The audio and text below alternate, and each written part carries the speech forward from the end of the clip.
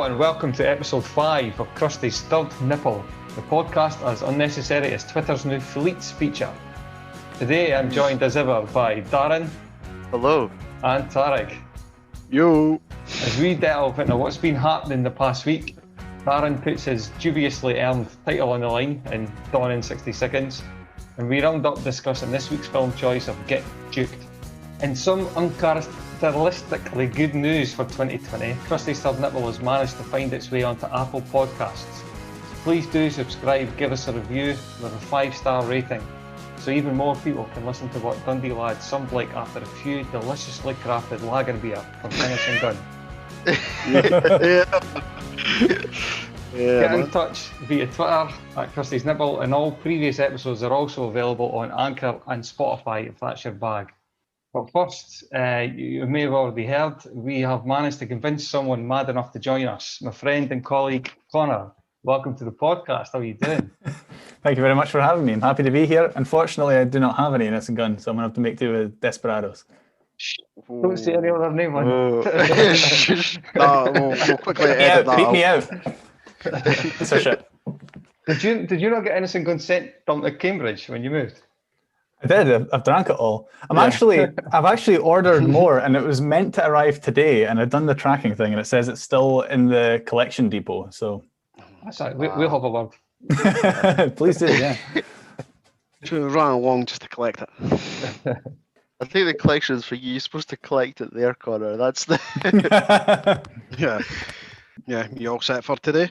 Yeah, I'm hyped to be here. Hyped to talk about Get Juked because that's one of my favourite films, and I'm hyped to have something to do on an evening here in England where it's total lockdown. Actually, yesterday I had a go at.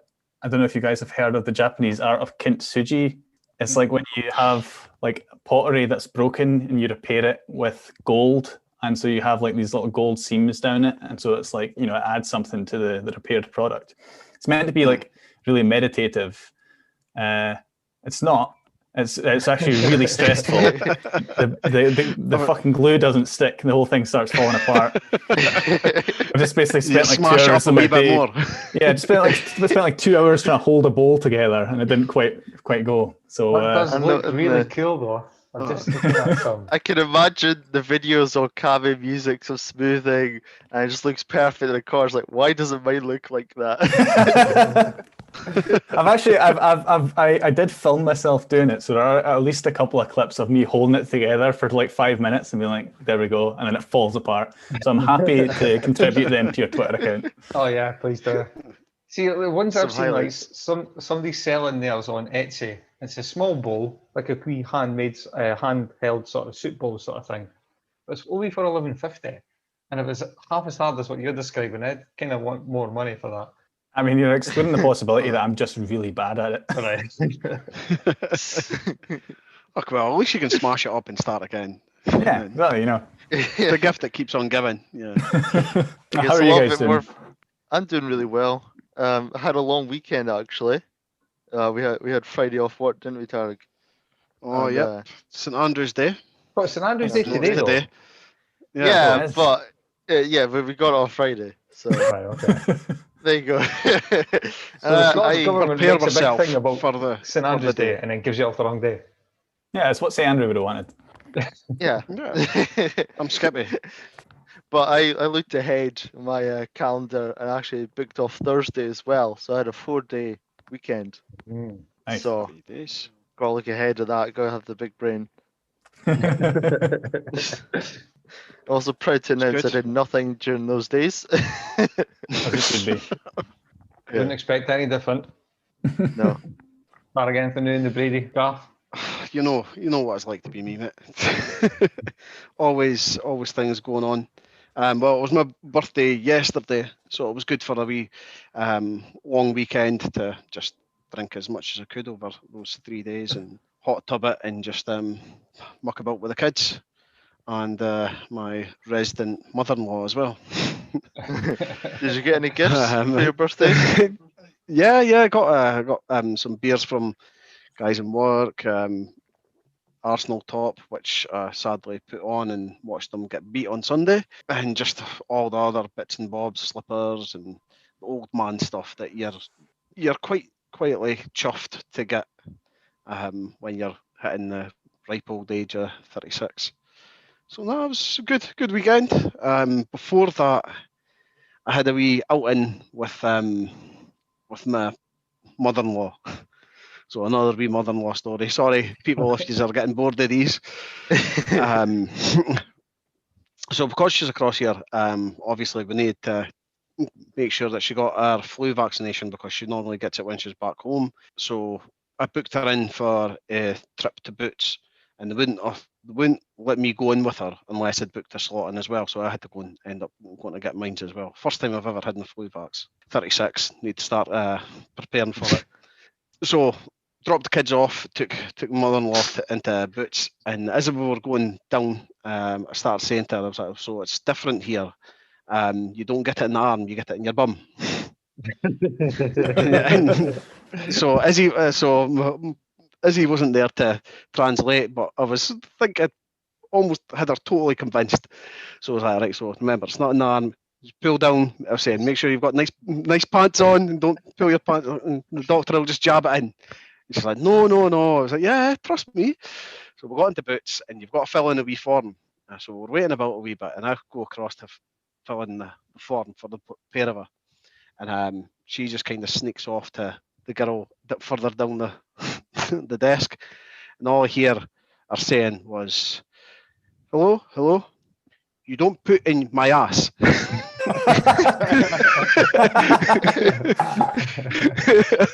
The girl was like, sorry? She's like, in the arm, not in my ass. So just pull them across and explain. The whole story was in absolute stitches. But they told her the truth by that point, and went and she got her jabs. And it was all good. Nobody had to walk in and make sure she pulled her breeks back up or anything. So, I would have trust issues if I was her. You know, I was leading down the wrong path here. Yeah, how did she take that? She was peeing herself laughing after. Yeah, she takes it really well. She does the same to me when I go to Poland. Did she take your I don't know off? if I have to. Yeah, well, we won't go down that route. Apart from that, everything else has been all good. Well, seeing as what we're going to discuss, Get Duked later, kind of caught up on some other dark comedies that I've been watching. One that I enjoyed last year was the BBC Scotland drama called Guilt. I don't know if any of you are familiar with that, but it's just 4 episodes long. And in the first series, 2 brothers in Edinburgh, maybe not like the closest of friends or that, but they're forced to work together when they accidentally run over and kill an old man. Yeah. So as they make the decision to like cover up the crime, they end up in all sorts of awkward situations, which are made no better when one of them falls in love with the dead man's niece, who comes over from America for the funeral.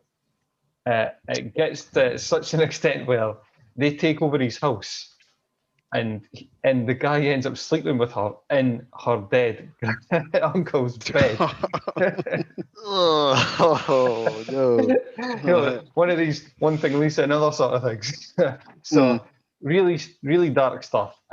Full of pop culture references because this guy also owns a record store, and it's written by fellow Dundonian Neil Forsyth, who is the guy behind Bob's Servant. Nice. It's good. It's one of them I kind of knew I was going to like it within the first 5 minutes, so definitely recommend.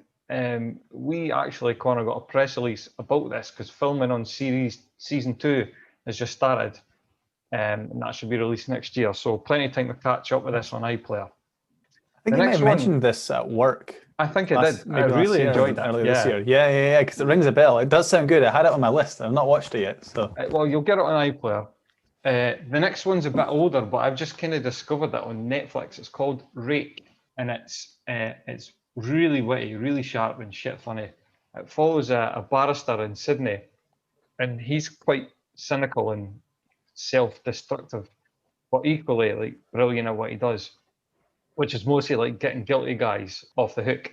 Each episode features a different case, but to be honest, like that's a complete sideshow to himself. He juggles coke addiction, gambling debts, a crazy love life, with invariably like turning up to court at the last minute and winning the case just through sheer, like, almost charisma. He's a great orator. And I'm near the end of season 1, and I just figured out, well, I found out there's 5 seasons that have been done. So it's been consistently good. I'm not sure if it's going to keep that up over 5 seasons, but I'm kind of willing to bet that it does. I just think there's something really funny about the Aussie accent. It kind of lends itself well to comedy. I'm surprised that I've not seen more funny Australians, to be honest. I think because over there all of them are funny, so they all of get them are it. funny, yeah. They don't really realize one funny one.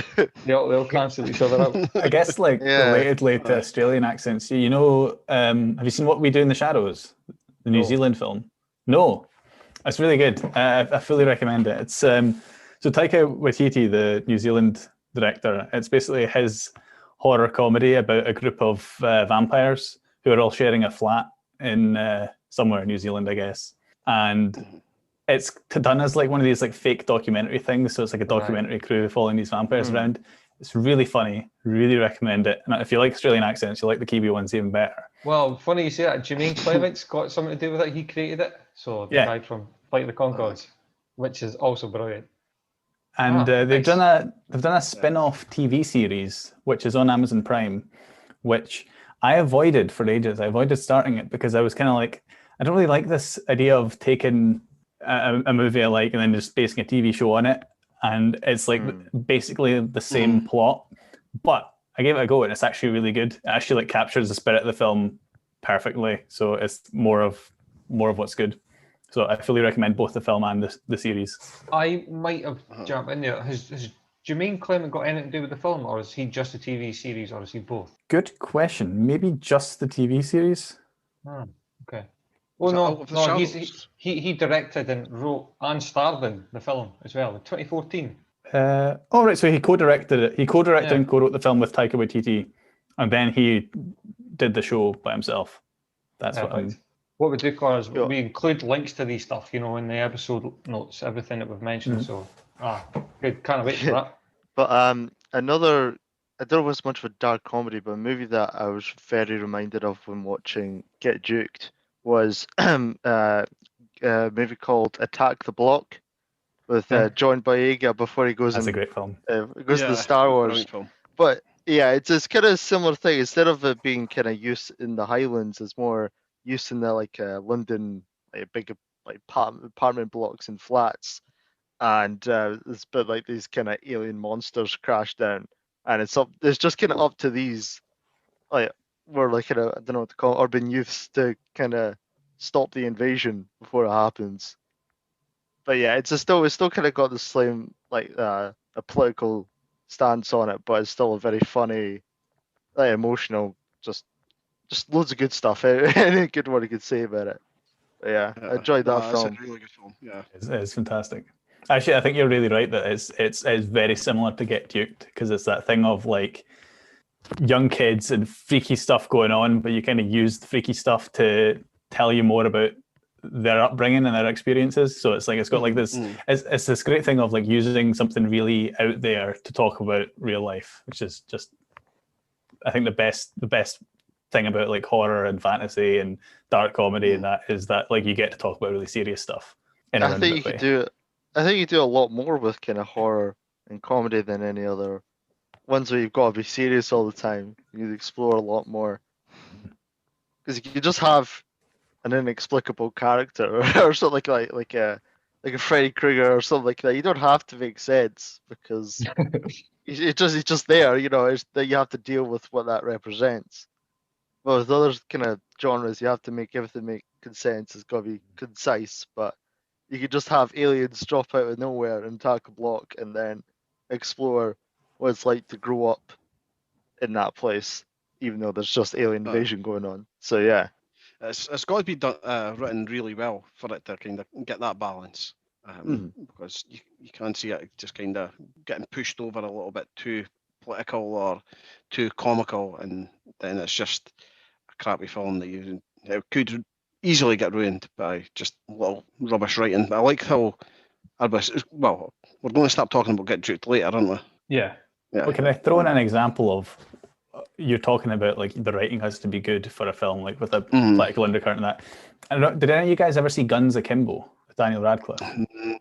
No, so it really flew under the radar, but there was a viral photo for ages from it because when they were filming it, they had like Daniel Radcliffe in a dressing gown wearing these big like bare feet slippers with guns stapled to his hands, kind of yelling. And Yeah, so, like, I saw that image so many that image times. became a meme for a while, and it was purely because it was a meme that Emily and I the other night, my partner and I, were thinking, what should we watch? Oh, we should watch that film because it turns out we found out recently it came out and we didn't realize. So stuck it on. My God. Fucking terrible. It's just really bad. It's just really bad. I could tell at the start because actually at the beginning there was all these logos of all these different companies that are involved in making the film, and I was like joking to Emily, and I was like, normally when there's that many like films involved, it's because the film really struggled to find funding or distribution, and then we're like halfway through the film, and we're like, yeah, that should have been the warning sign.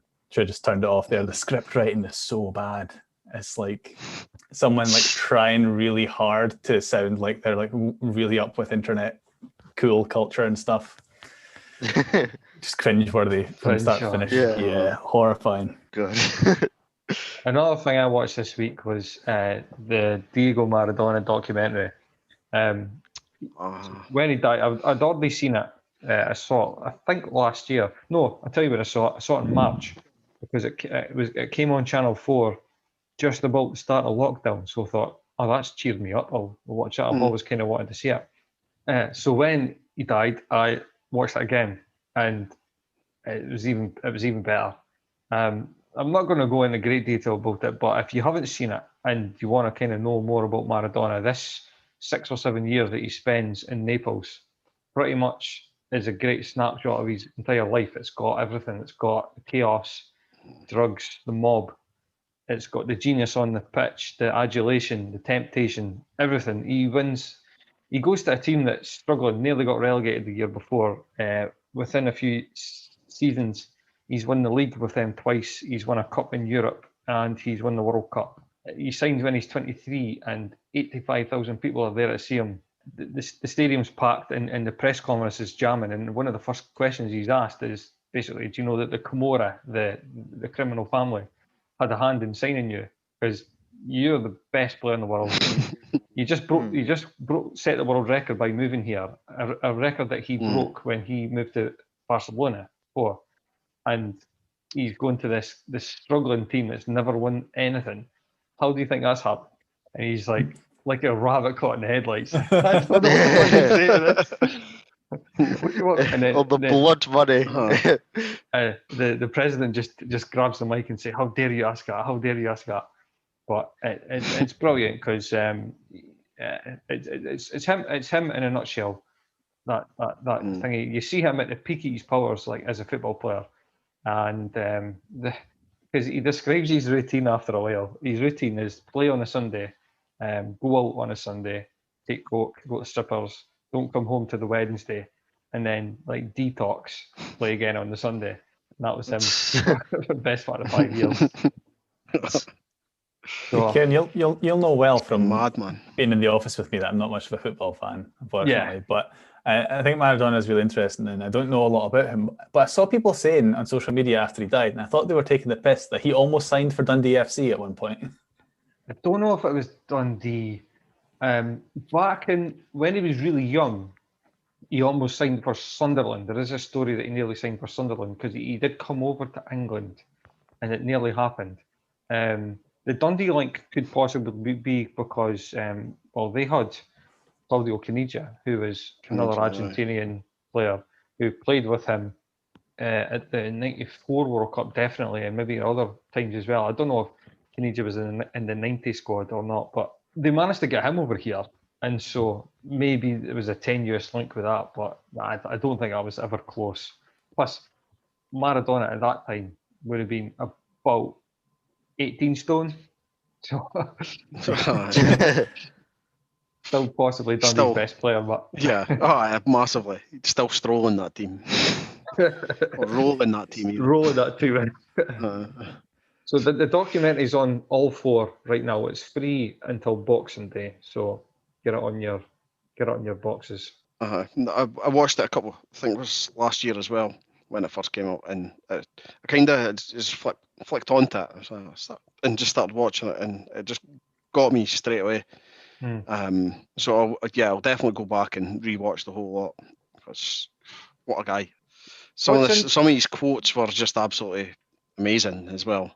There was one where he was getting interviewed, and one of the journalists turned around to him and say, "Oh, so how do you feel about the hand of God and you kind of cheating your way into the World Cup?" And he's kind of speaks to his interpreter, and he just kind of says, "Well, if England can win the World Cup where the ball didn't cross the line, how can you judge me?" And that just totally shuts everybody right up, and he's going like, "Oh, look, I was miles away from the line, and you're talking about me." That came about because he was Argentina manager at that time, and his first game was against Scotland at Hampden. And Terry Butcher, who played in that game, at the Hand of God game as a defender, was like on the coaching staff of the Scotland team, and he says he won't shake his hand. So that's why that all came about. I've just looked up the Maradona Dundee thing, and so apparently what it was is that in like 2000 or 2001, Maradona was going to play for Dundee in a one-off glamour friendly, and it got screwed because he was being pursued by Italian police for tax fraud, so he went in an all-night bender and just called the thing off. So there's got to be people in Dundee who are raging about that to this day, just furious. Sending hate mail to the Italian police. Well, the documentary touches on the reasons behind all that, because when he joined, he was basically protected by the Camorra. He can get away with murder pretty much, but and like this is amazing because we talk about the hand of God here, and in the 1990 the narrative in here in Britain and England is. In 1990 was the Tears of Gascoigne, them getting beat on penalties. But what the amazing story from that World Cup is that, so he's playing in Naples for an Italian team as an Argentinian, and by stroke of luck, Italy play Argentina in the semi-final of the World Cup in Naples. And Maradona's asking all the Napoli fans, who are kind of not maybe the most patriotic, definitely kind of seen as second class by the rich northern cities like Milan and Turin, sorry. And so he's asking them to support Argentina instead. So he causes this like huge stir, and he scores a penalty. Civil War. Oh, it's nuts! And he scores a penalty that ends up putting Italy out of the World Cup on home soil, where they were expected to win it. So after that, the Camorra ditch him. The cops go after him. Tax, drugs, prostitution, everything. He just gets chased up the country, and we never talk about that. It's an amazing story. It's all centered around one guy.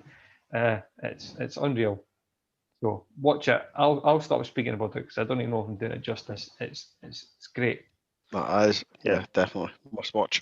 From what I've just heard there, it seems like you'd put this in a movie and people would say, "Oh, that's not believable. That wouldn't happen."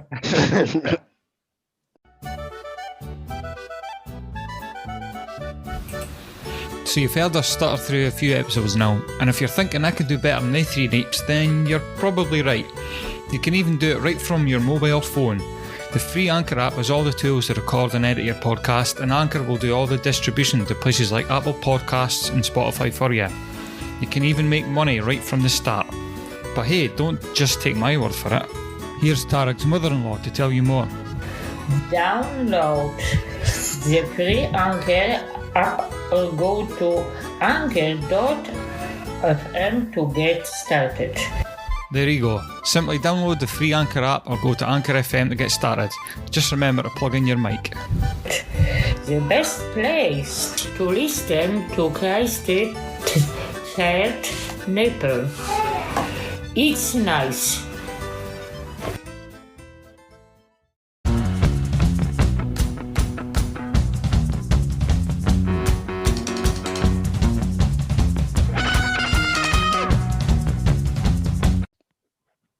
Any of you's got your Christmas decorations up yet? No. Yeah, we put our lights up outside just over the weekend there, so we're looking a bit festive, and Mum's got her grotto sitting all done. So yeah, it's getting in the festive spirits, and it's good to see a lot of lights going up around town. It's always good when the kids are in the car and you're able, or they're getting all happy and cheery about it. I think the year that we've had, it's going to be good to have a full long Christmas celebrations. Month long. Yeah. I That's started all our now. plans. Yeah. Yeah. And I'll probably just drink Innocent Gun all the way through. Yeah. Yeah. Provided that we are provided with them by our unofficial sponsor, that would help. Exactly. Yeah. But Dad, when I was over to yours, I actually saw you did something special. You had a painter come along and Yeah. paint the Grinch and what's the little dog's name? The Grinch on your that's a good point. I windows. don't know. I think it's Max actually. I think it's Max. Yeah, you're right. Yeah. Yeah. And So the Mm. cartoon when I version came of in, Grinch. yeah, when I first came along and saw, I thought like you'd put something like stickers up or a poster or something like that. It looked so like realistic and kind of like just like kind of really well done. So I thought surely that's not done by hand. But then I saw the woman come in the next day and fill all the colours in. I thought, whoa, Yeah. just the work that she did was really good. As a top-notch job, I don't mind giving her a plug. Actually, local artist from originally from Poland, called Wagosia. I'll put a link to her Facebook page in the program notes because she's had a couple of other jobs because of this, and hopefully she's doing really well for herself now. So all the power to it. It's amazing. So is this painted on your window? Yeah. Yeah, so it's going to be potentially hell to get off, but we'll deal with Is that. it like that gel That's what I was stuff? thinking. Sorry, Connor? Is it like that gel stuff, or what is it? No, it's definitely paint. Like she Right, kind of okay. drew an outline. I'm not sure what kind of paint again. I want to say acrylic, but I might be totally Right. wrong with that. But yeah, it looks kind of realistic. And I've seen work she's done since then, and I think ours was the first window she'd painted, and I think she's even got better at it now. I've seen other ones that she's done since. So yeah, well done to her. Nice. Yeah, you'll have to take a picture and stick up on our Twitter page because Yeah, I'll it do that does then. look Yeah. Yeah. smart as hell. Like, aye, definitely. Yeah, we put up our tree like weeks ago because we wanted something to do. So we've been sitting with like, yeah, really. Like we ordered the tree ages ago. I don't know why. It was just like, again, I was thinking it was for something to do. Like, oh, let's order the Christmas tree. The guy from Argos delivered it and was like, "This is the first one I've delivered all year." So, getting shade off the Argos delivery guy for buying too early. I've had it up. I went to Aldi, I think yesterday, just to troll the Christmas decorations section. I wound up getting some extra lights and stuff, but I never got any of the big kind of inflatable reindeers or anything.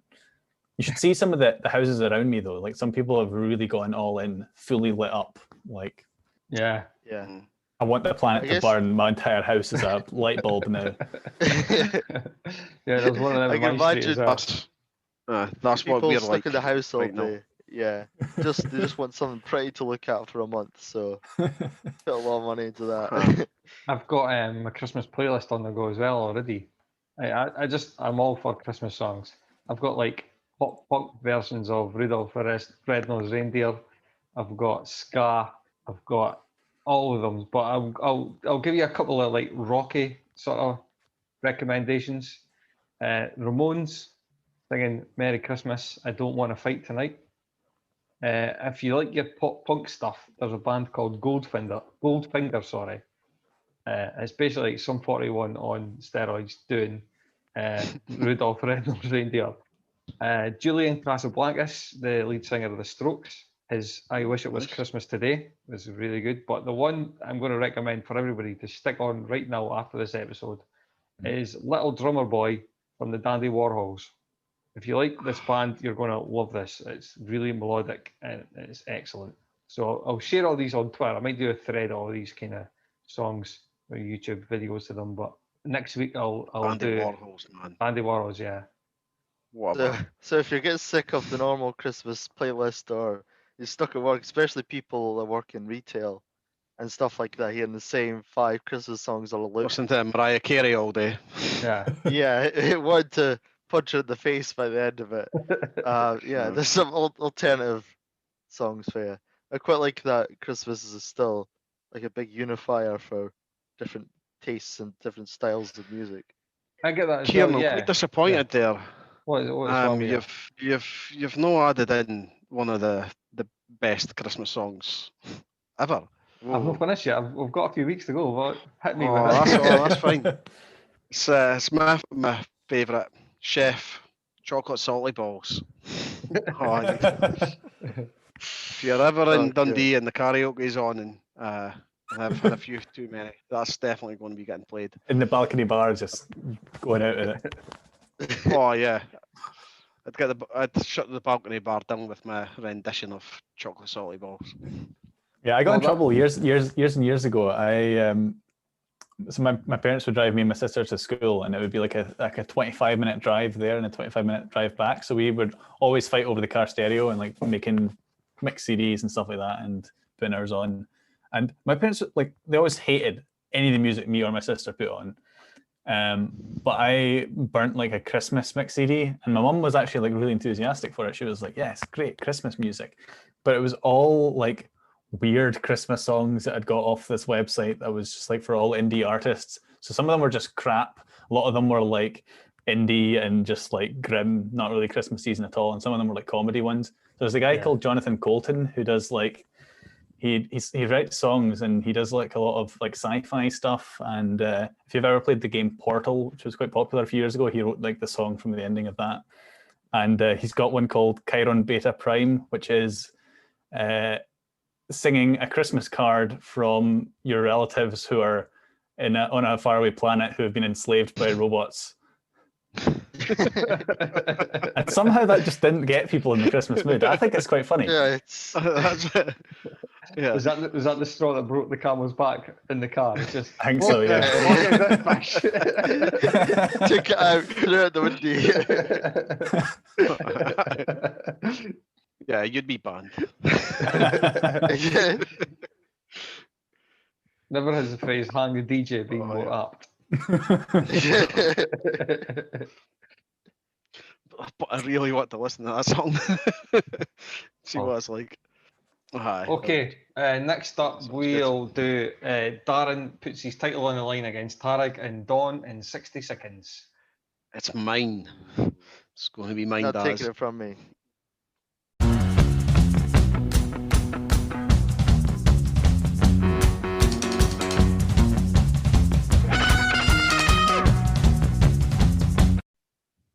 So last week, me and Darren went head to head in the first ever Dawn in 60 seconds, and it's fair to say I was well beaten on the night, thanks in no small part to our biased judge.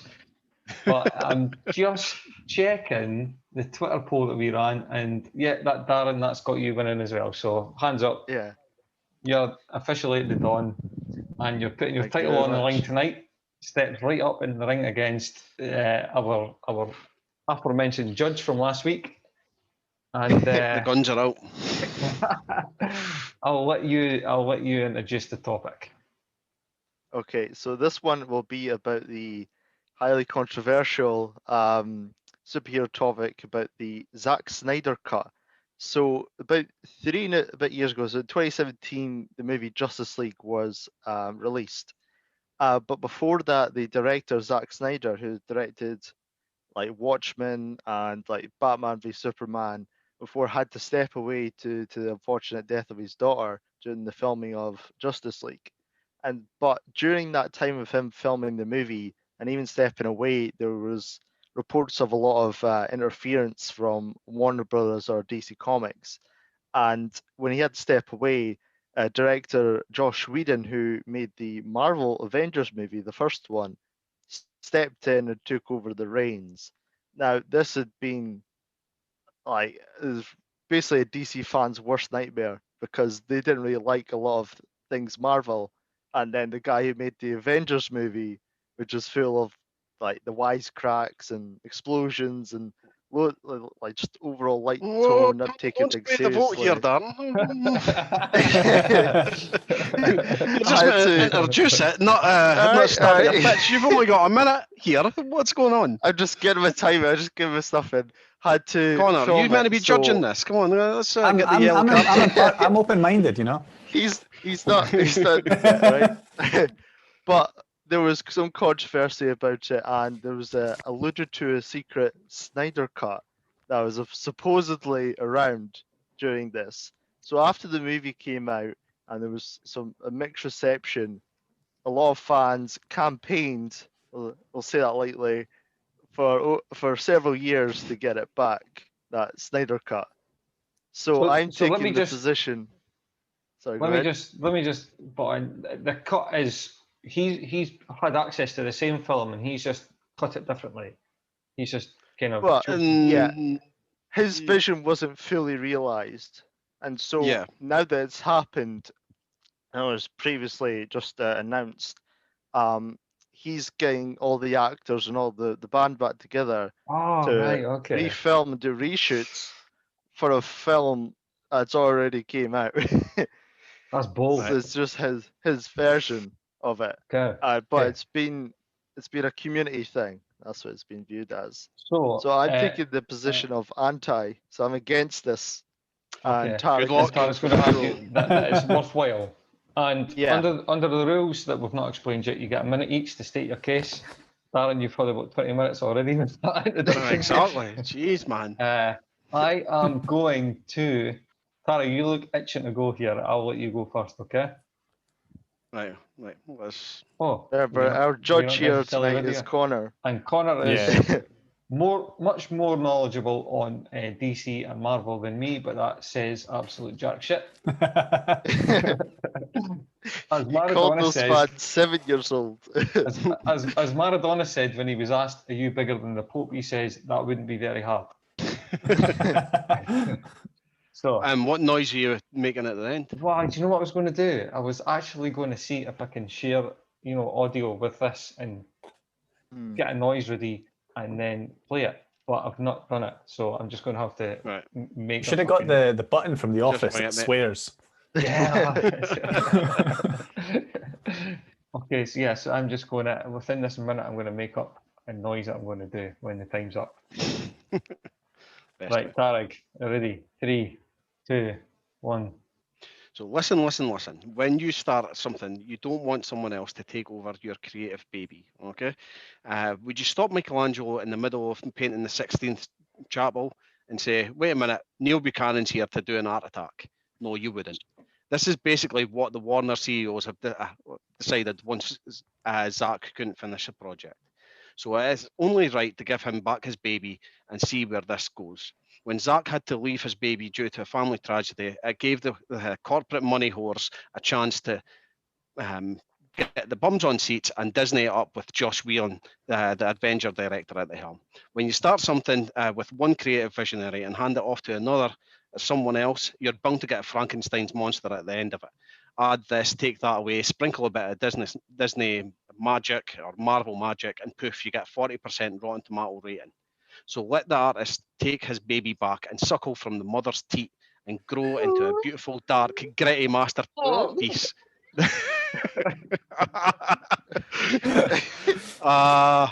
Still had a bit left. If you hadn't stumbled over your words there, you may have. I know. Okay. Some good points, though. Okay. Some good Yeah. points. All right. And Connor, I would, unlike our last week's host, you can tell I'm not bitter at all. I want the judging to be based purely on what you hear in that minute. Okay. No preconceived ideas, regardless of your mental age. Okay. And Connor, just remember there's a tenner in it for you as well. Connor, I'm the one that's got your innocent gun. It's not the collection depot. I lied. This innocent gun branded glassware as well. I can Yeah. get my hands on for you. Which Tarig did get for free, but not through the reasons that you'd expect. So Yeah, I got one of those as well, but I swiped it from the spins in town. right, Daz, you ready? Okay. 3, Yes. 2, 1. I 100% believe there is no need for a Snyder Cut. There is no need for a slightly different version of a film that was already a bore fest and a misstep. And that Zack Snyder has somehow managed to hoodwink all the fans that felt disappointed with the theatrical release of Justice League into thinking that his version will not only be much better than original, but in fact the best thing since sliced bread. For years, the DC EU fans have clung on to that hope and feverishly harassed the actors, DC Comics, and Warner Brothers in getting their own way like an upset child throwing a tantrum. Is this the kind of behavior we want to encourage? What about the other films that have been shelved or delayed due to the focusing on this? And what if the highly anticipated Snyder Cut disappoints too? Will there be a third time lucky for DC's finest, or will we put it to bed like we should have done over 3 years ago? That's we done. Oh, you finished early. Time to spare as well. Feeling confident. You had a full 8 seconds worth there. Hey, I just went Yeah. fast. Yeah, wow, okay. Right, do we discuss it, or do I have to make a call? I have to make a call right off the bat. We can discuss. We can No, discuss. we can. Yes. Yeah. So, Yeah, definitely. where are you Do you coming have from any on this, questions that you have? Connor? Do you? So- On you. So I should start off by saying that like I'm not really a DC fan. I know very little about the DC universe. I've not seen Justice League. I've seen that the hashtags trended, release the Snyder Cut, but I'm There's in no the point very. watching Justice League because it was crap. Yeah, it was crap. But I think Dan makes a good point. It's like how do you know that it will be any better with this amended version? Because So there's we don't know there's the been percentage a lot of Snyder in there. Yeah, so even when they were first recording it or starting to release it, Snyder had already put out a few trailers, and there was about 5 or 6 different characters that didn't even actually make it into the film that were in the trailers. And he had a totally different way of looking at it. And Joss Whedon, yeah, he does what he does for Avengers. It's a lot more comic-y, it's a lot more kind of gimmicky. But DC, it's got to be dark, it's got to be gritty. That's what he was going for, and he signed up for a 5-film deal, and he done the first Superman, then the Batman v Superman. This was meant to be a 2-part movie, and then he was going to be doing a third and fourth and a fifth after that. This is the But then ridiculous stuff they that just kind of Zack they were just did. saying that they were wanting it to be more.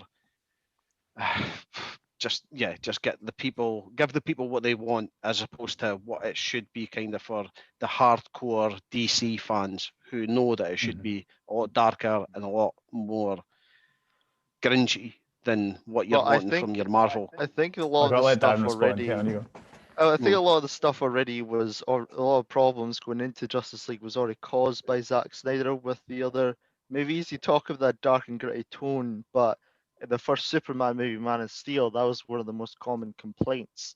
And then Batman v Superman, that was like a movie that deserves another cut because that of how many movies were shoved into that one. Like they had Batman for the first time, and he's fighting Superman, and there's Wonder Woman, and there's so much stuff in there, and that became a big problem. Like they killed Superman before they even had the Justice League movie, and I think Warner Brothers saw that and thought, this is what Justice League's going to become like. It's going to be another overblown, just full to the brim, and just it still lacks content. You watch Batman v Superman, you still feel empty, even though there's like 4 films worth of content in there.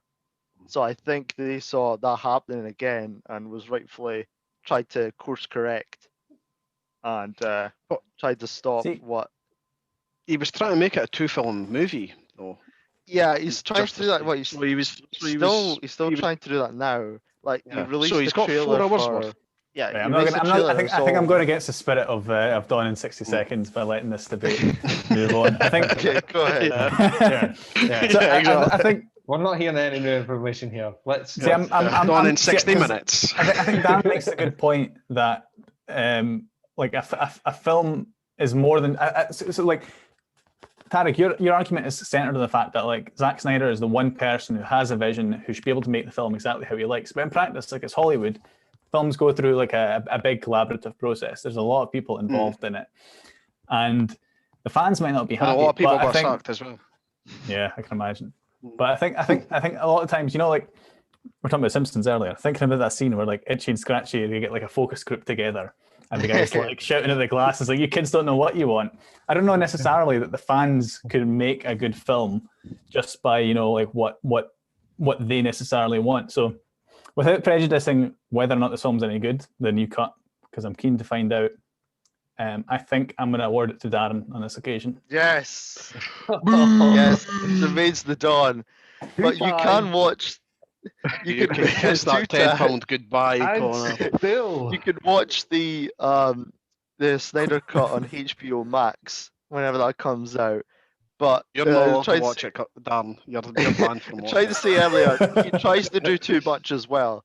Not only does he want, like, I know we're over it, but you had your 8 seconds, you wasted them.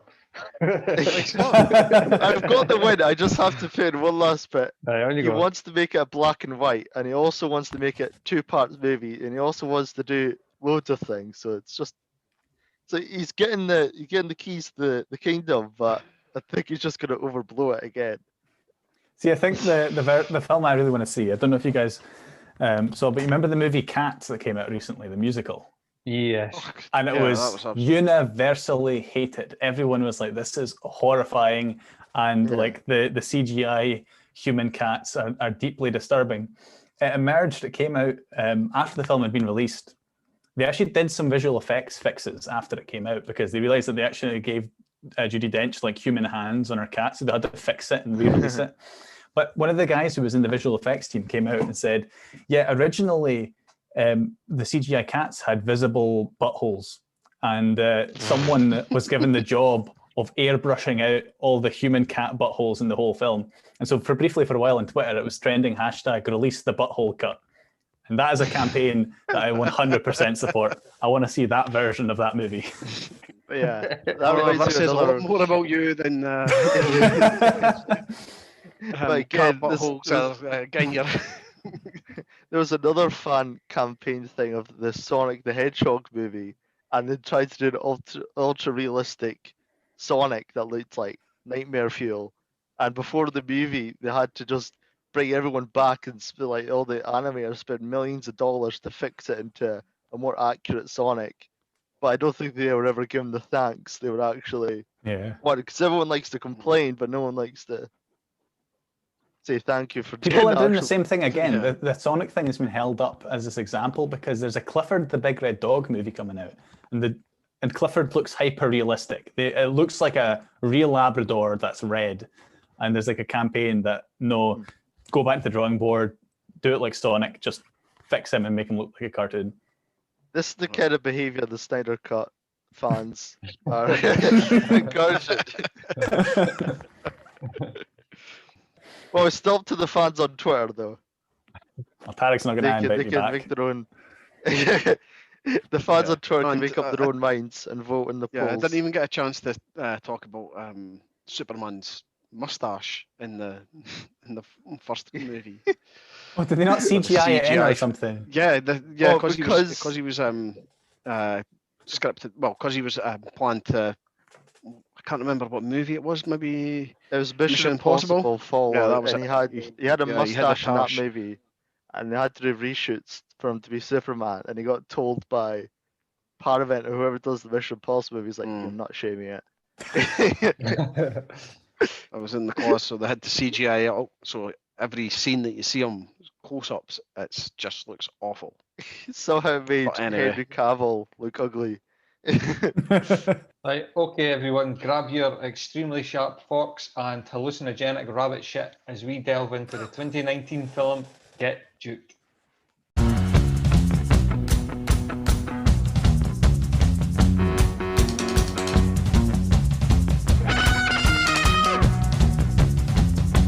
When I say get, you say juke. Get. Juke. You bastards. It's like doing Zoom karaoke, like the music and the singing. We'll leave that in. So, get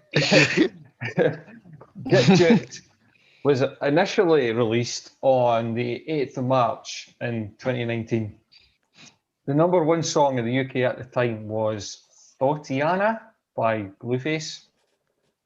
No, Who? me neither. No idea what that is. Number one at the UK box office was Fighting With My Family.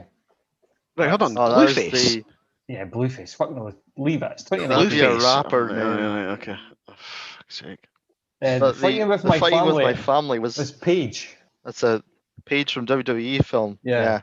And it wasn't until I looked it up that I found out Stephen Merchant's involved in that. I quite like him. Yeah, Nick Frost Yeah. plays Paige's dad. Right, okay. Is that the one with the rock in it? Yeah. Does he make He's- an he- appearance, yeah, does he? he had a bit to do with it, I think. Right. Well, And- yeah. Basically, the movie's kind of about her rise, and she comes from a wrestling family, and then The Rock was in it, so people would see it. I thought you were talking about Sorry, Get Duked, and I was like, I don't think that No. was. I can't believe you missed the rock. And number one at the You don't see him in the US background. box office was How to Train Your Dragon: The Hidden World. I actually really like the first one of that. I've never seen The Hidden World. Yeah, no, I watched the first one. I don't even know if that's like the third or something. It could possibly be, because there was definitely a Yeah. two. So Get Juked sees three problem students, Dean, Duncan, and DJ Beetroot, taken to the Highlands by their teacher to try and pass the Duke of Edinburgh Award for punishment. After two of them, Dean and Duncan, tried to light a shit on fire and ended up burning down the school toilet block. And the third, DJ Beetroot, for filming a hip hop video outside when the thing was on fire.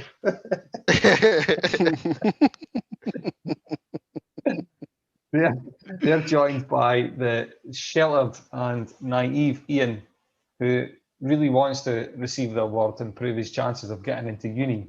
But little do they know that the local lairds see these guys as sport and set out to hunt them down and continue a cull they see as their way of getting rid of the dregs of society and maintaining their position at the top of the food chain. So, Connor, when did the film first appear on your radar, and kind of what drew you to it?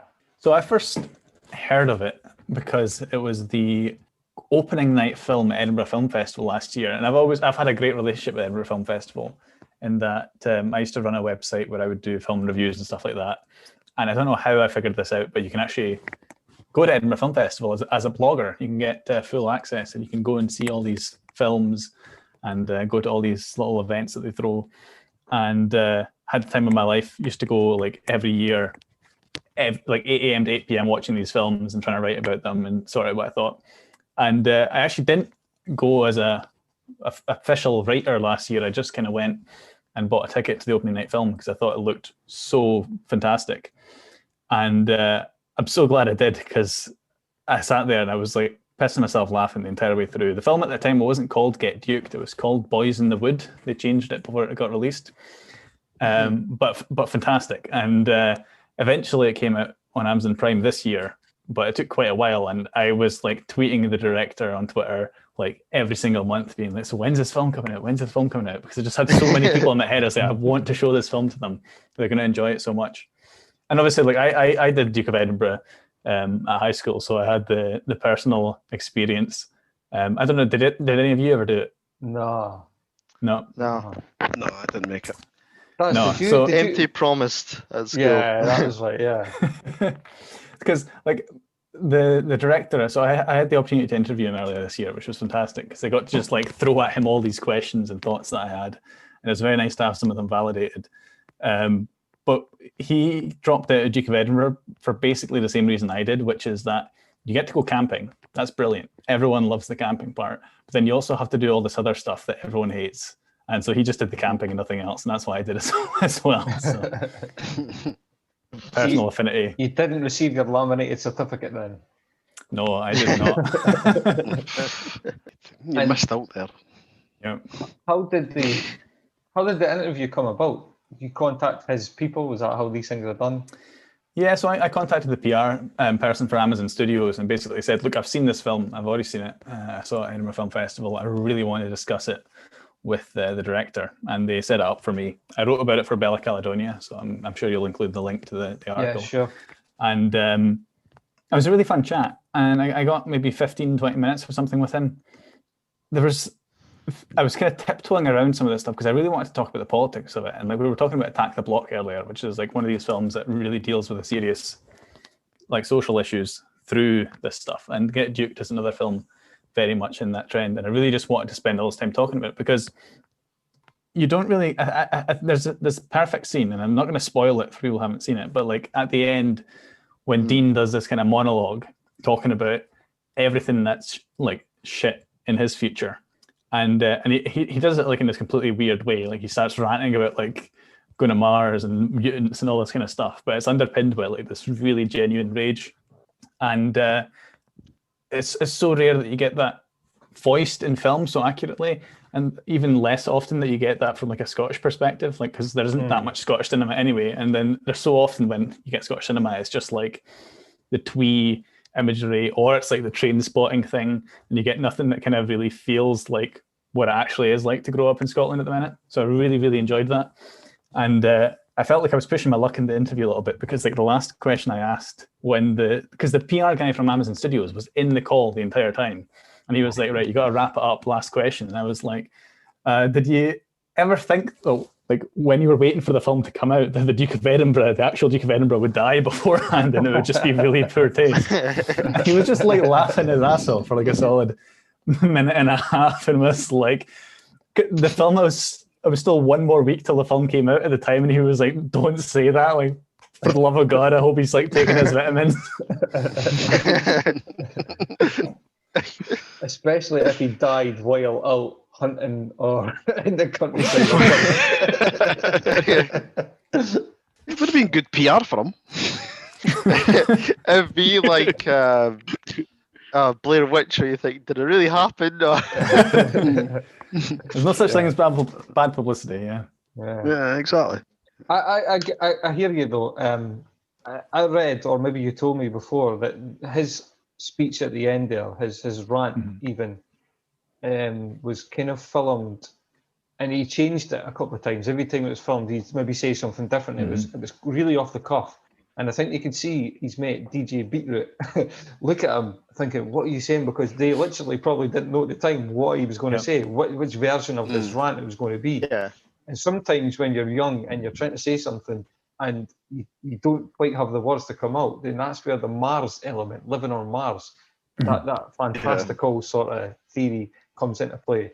But really, when like people are looking into that, he's not a whole fucking way off of that.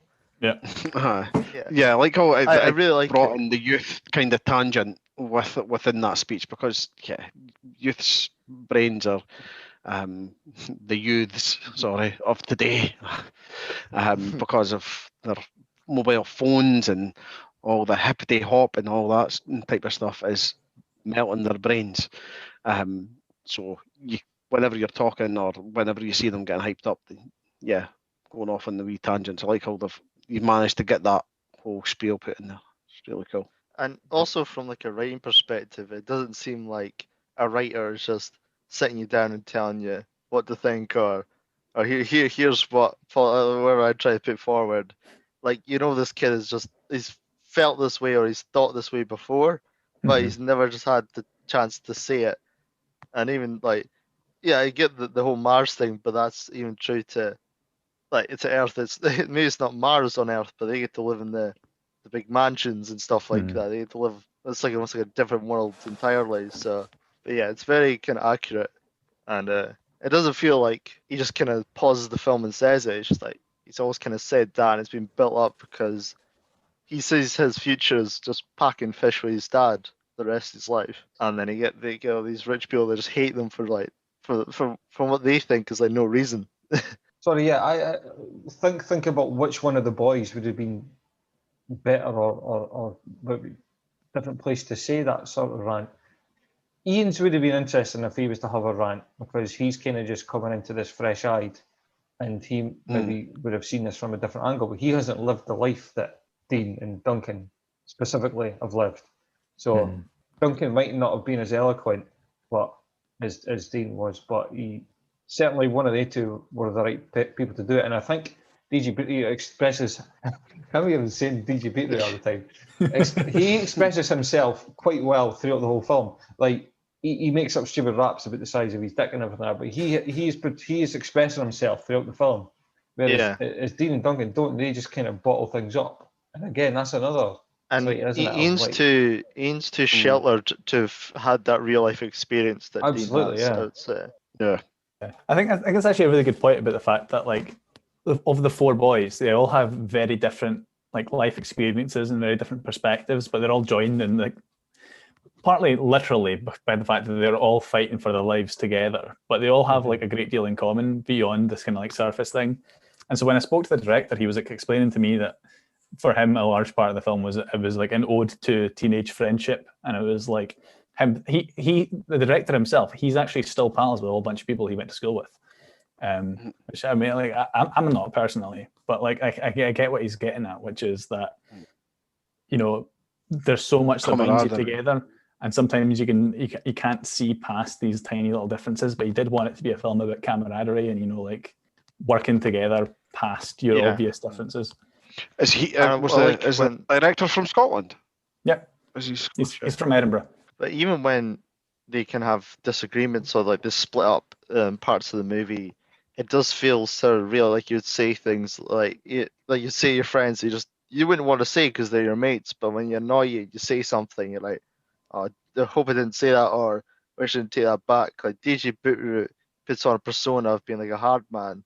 But then whenever he comes around to Dean's bit, he's like quite scared, and he doesn't know what to do with himself. He doesn't. Says the line is like you're scared to get off the bus, and that's something you'd notice, but you wouldn't say to your mate until So even when they have a lot of camaraderie, but even when they're kind of against each other, it still feels very real and something that you'd only say if you knew a person really well. Yeah, they can be quite cutting when he says. DJ Bitter's a shit DJ name. When you cut me deep, man. I think we've got to do though. Like, which of the boys do you think you are, though? If you had to be one of them, being honest, which one do you think you are? I think I'm more of an Ian, really. I would say Dean. Yeah, I'd say Dean. Blowing up school toilets. I don't know. Yeah, it's been known. But I'd want to say Dean, but not like seeing the situation where he's one of the first to kind of try the rabbit shit. He's one of the first to put himself out there and kind of I'll go, I'll do this, I'll do that. That's me. Tarig, are you DJ Beatroot then? Maybe DJ Beatroot. You can't be DJ Beatroot. You're the only one that didn't want to chant "Get Duked." Yeah. I just want to hear Kieran chant it yourself. That's when you were speaking to me about maybe that. Duncan. That's when you were speaking to me about that. You were on about the what was it, the Cornetto trilogy? Oh yeah. So I thought while watching it was like the second time. We watched it twice. We watched it a while ago, but watched that one before the podcast to prepare. It just kind of reminded me a lot of the Edgar Wright Cornetto trilogy with Hot Fuzz, Shaun of the Dead, and The World's End, with like just kind of like a lot of the callbacks and the humor, and like every line kind of means something. But especially when when the teacher is talking about like the map and he's talking about where to go, and he's talking about the places and events, it's kind of like maps out, no pun intended, the movie. Like in Shaun of the Dead, where it's like, oh, go back to the Winchester and I'll blow over. That famous line. But like everything means something. So there's like the bit where, oh, we'll first meet at the camp, but watch out, there's a road there. And that's where they end. I don't want to spoil it, but then someone takes a trip in a van, in a minibus. Well, they inadvertently kill their teacher because they believe he's the Duke. Darren! And they're letting him soon. No, like we've told our 50 loyal listeners that we're going to discuss this next week. Yeah. So I've not seen it. There's they watched it. And then another area in the hills, there's like, oh, watch out, some people shoot there, and that's when they first meet the Duke and they'll get shot at, and that's where And right at the end, it's like that's at the end near the cliffs. That's where we'll all reunite, and I'll award you with the certificate. And right at the end, they reunite, and then they find out the teacher is the bread thief, the notorious infamous bread thief, and they lie for him for a cover, and they end up getting the whole we get this Duke of Edinburgh certificate. So I wish I had more examples to hand, but that just kind of reminds me of the. Yeah, I think you're right. That's one thing that annoyed me. Was why was he stealing the bread? Loves bread.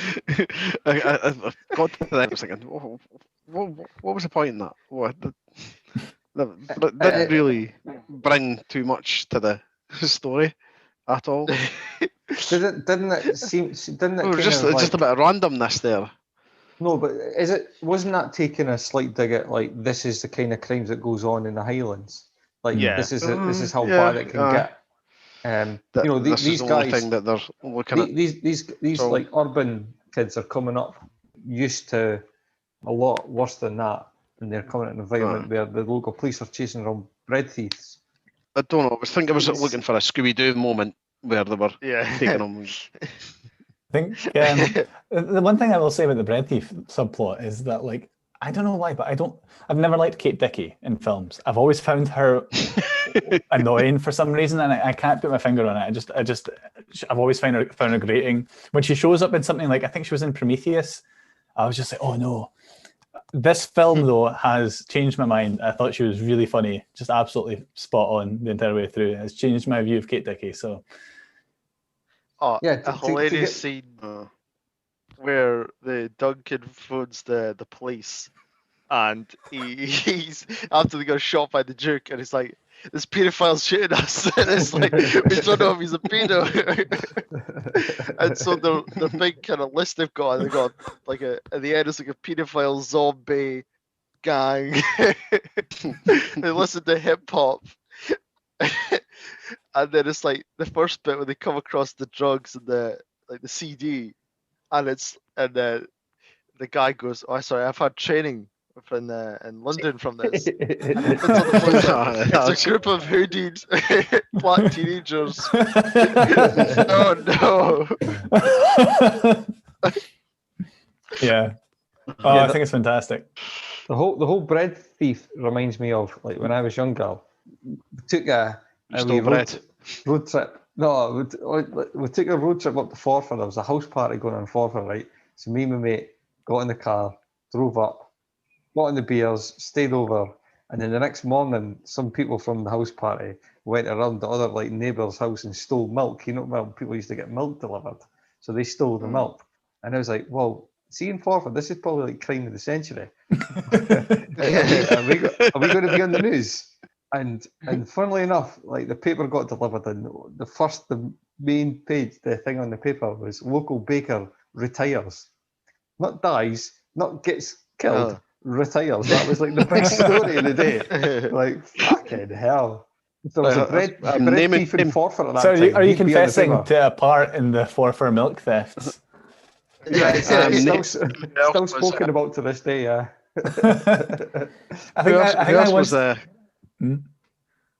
Who else was stealing the milk?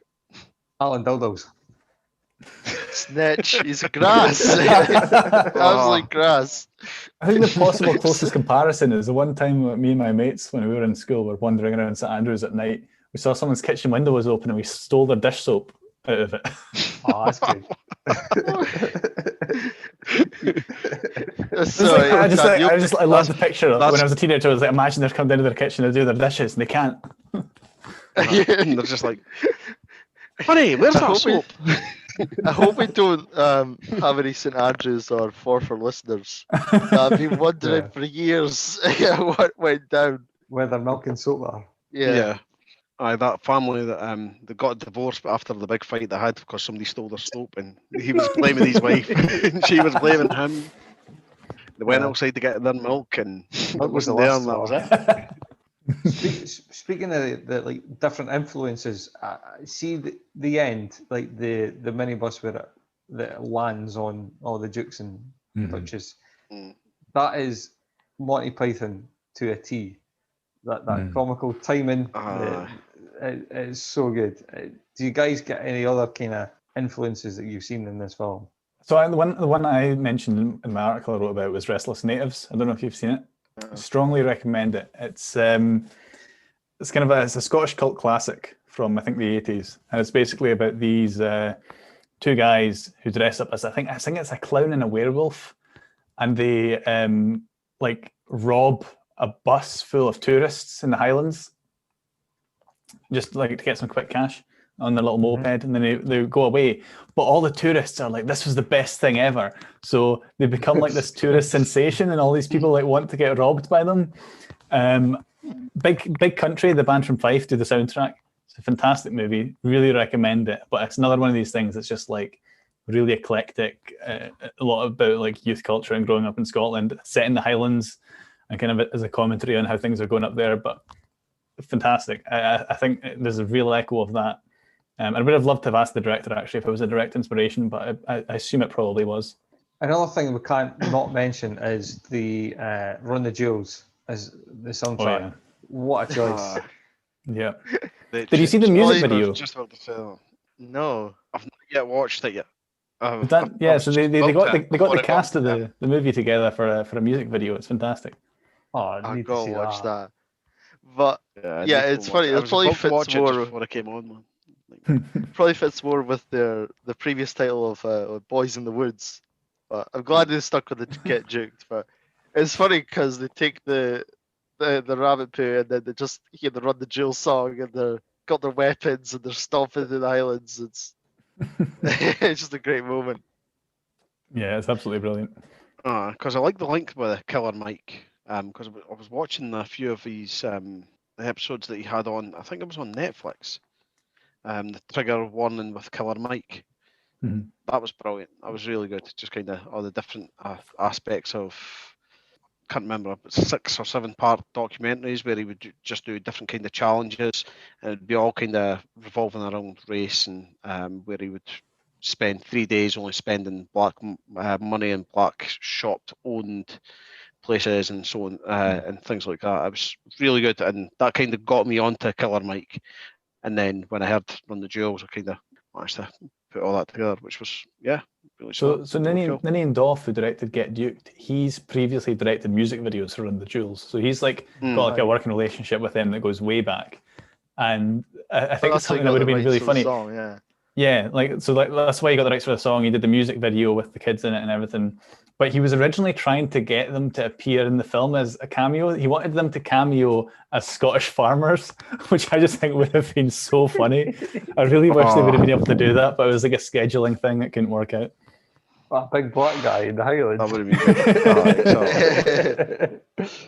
Well, they're all sitting listening to DJ Beetroot, so... DJ Beetroot, Oh, if they hooked up, that would have been immense. So he would have been one of the farmers. Yeah. So presumably he would have been in the barn when they're all chanting and they're all high on the rabbit shit. Yeah. Oh. You might have been the main farmer, actually, because you're the one that he originally goes to. James Cosmo. Goes to DJ. Yeah, it might have been him or just one of the other farmers. That would have been incredible. I just love that bit where they say, "Oh, DJ Put it's a shit name," or like no one's ever going to chant it. And then the farmers are like, yes, yeah. DJ Put it's great. in the house. It's great. Hold. I've got the big name stars. They've just got bit parts. Yeah, they're not. Yeah. And they've totally brought up these young Scottish actors, and they've done a really good job. Each one of them, and so hats off to the casting on that. Even I think Eddie Izzard's role was quite inspired as well. He's not. You couldn't say he's a bit part in it, but he doesn't. He's not overbearing in it. No, I mean he's got like hardly any lines, you know. Yeah, 15, 20 lines at the top. Yeah. He plays it really well. You wouldn't even, only because you know it's Eddie Izzard. You could tell from his features and from he's got such a voice that you could distinguishing voice that you know that it's Eddie. You wouldn't. It's not really. It's not about him. A big role. No, it's not. Yeah. It's definitely about the kids. It's good. You get a little moment Aye. when they're getting chased by the kids near the end, where they go into the house and they realize that like they're almost like their time has come. You know, they're too old. The youth is literally like running them down, and they're like, "Oh, we can't do what we used to anymore." It was a good line that they said, they're not scared of us anymore. And I can almost pinpoint a time where, like, growing up, you were scared of the people who were older than you. And then in high school, you got older. And then the kids suddenly weren't scared of you anymore. Like, what the fuck's that? When's my time? Yeah, definitely. Yeah, so that line chimed with me a bit. And so did the whole... I was going to say that scene, I'm pretty sure he told me that was like the first scene in his head. That was like one of the first ideas that he had for this film, was that scene where they're like, why aren't they scared of us? Yeah. So the whole thing kind of blossomed out of that. So it's quite a crucial scene. Yeah. See, from the interview, is there anything that he said to you that resonates quite well in the film? Good question, actually. I don't know, because I think the thing that stood out from the interview is that I went in thinking like he had a very strong political edge going into this film, and it wasn't really the case. Like to him, I think a lot of like the political themes in it came quite naturally. He wasn't trying to make a point. It was just that this is how he kind of saw the world and some of the frustrations that he felt that he was trying to give voice to, and that actually I think worked out particularly well, because like Darren was saying earlier, it's not like he's trying to ram a message down your throat.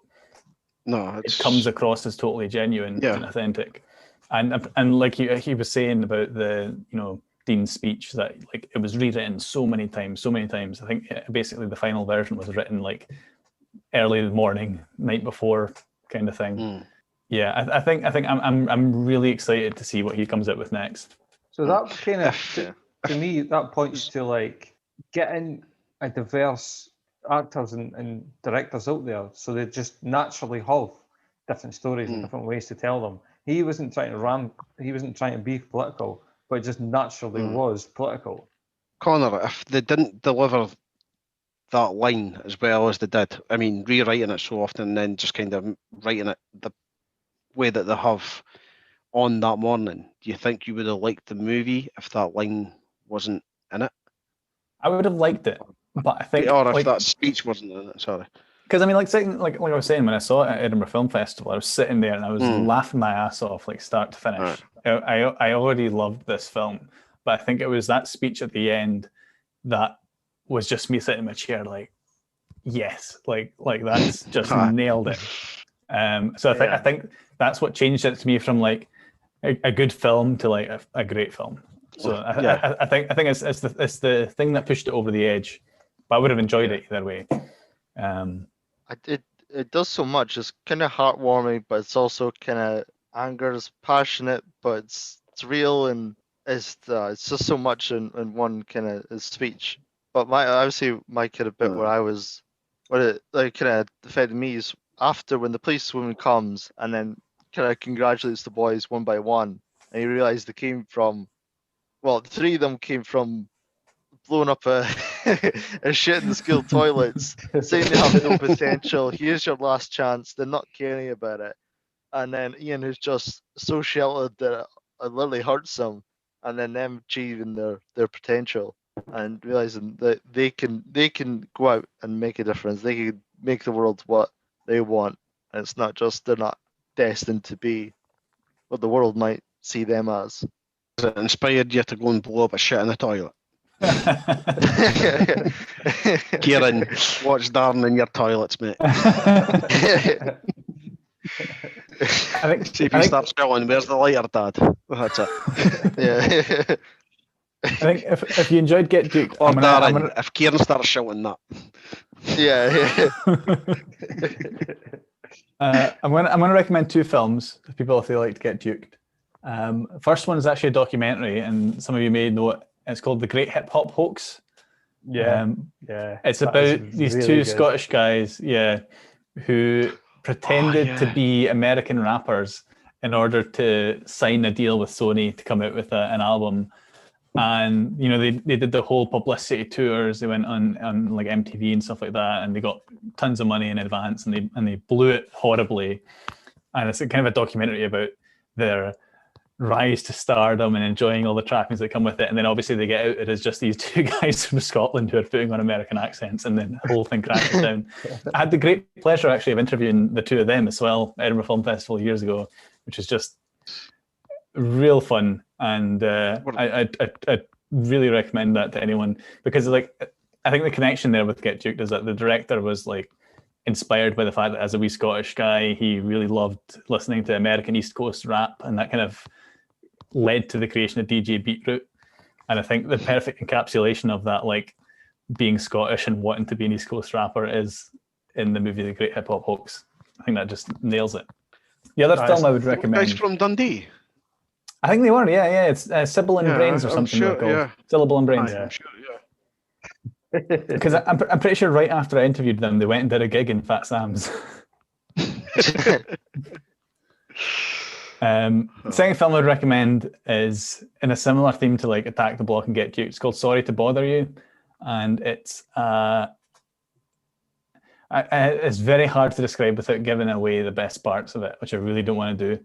I would say think of it as like a dark comedy about social issues. So it's like set in the States, and it's about this.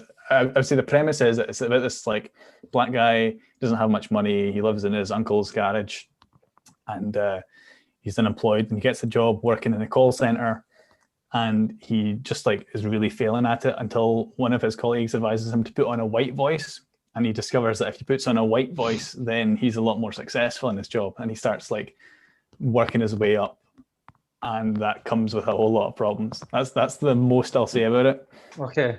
I really recommend it. Sounds good. I just checked it out, and the actor who I'm assuming has got a big part in it is Lakeith Stanfield. I don't know if that means anything to you, but he is in Atlanta, and I think he's brilliant. I think he is an amazing actor. I've seen him in a few things, and everything he does is just, he's really good at it. He's really diverse as well. In Atlanta, he's just kind of like this weed smoking nobody, and I've seen him in other things. I need time to go and look them up, but I really rate him. He's one of my favourite people to watch just now. So yeah, well, definitely watch it. He kind of always comes across as like a crackhead type. Well, he's certainly a weed smoker, and like it's just a bum really in Atlanta. But I've seen him in other like really serious roles as well, and he is good. So Connor, we kind of like do this main film review on each episode. So if you were to pick Sorry to Bother You, or what was the Scottish film you mentioned earlier? Oh, Restless Natives. Yeah, which one of them should we do for next week? If you were to recommend one for us to discuss. I think you'd get a better discussion out of Sorry to Bother You. Right, but cool. I think you should keep on the agenda Restless Natives at some point. Right, okay. It's on Netflix, so even better. Good, looking forward to that one. Yep, no, I'll definitely see that Donald Glover and that's in there. Is he involved as well? Yeah. Super. Right, that's a wrap then. Cheers, Connor. It's been fun. Thanks for coming along, Connor. Thanks for having me. Yeah, that's great fun. I'm 3 or 4 tins down into this delicious crafted lager beer from Innocent Gun, unofficial sponsor, soon to be official, hopefully. I look forward to getting mine in the post, hopefully soon. Connor, the posties have already drank that. You're just getting about 10k empty tins where you're squashed through your letterbox tomorrow morning. Just to make sure you recycle them. Okay, it's a goodbye from me, and it's a goodbye from them. Bye. Right, cheers. Right, cheers. take it easy. Joe.